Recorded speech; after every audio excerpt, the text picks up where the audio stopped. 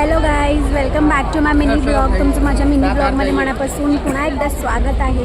मी आले दादरला शॉपिंग करण्यासाठी, गुढीपाडव्यासाठी.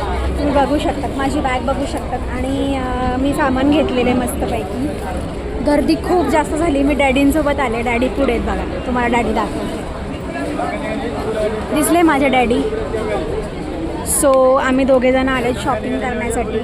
फूल वगैरे आहे इथे. आवाज खूप जास्त झालेला आहे. मध्यंतरी असं सांगितलं गेलं की दादरला सगळं खाली केलं गेलं आहे. जे पण काय बोलतात, जे बसतात असे फुटपाथला वगैरे, त्यांना उठवण्यात आलं होतं. बट तसं काही नाही आहे. असं वाटलं की चेंज आहे, बट तसं काही नाही आहे. तुम्ही इथे बघू शकतात किती गर्दी आहे. प्रचंड गर्दी झालेली आहे आणि ठीक आहे, दॅट्स इट. नेहमी दादरचं ठिकाण आहे तर ऑब्व्हियसली गर्दीचं ठिकाण असणारच झालं ना.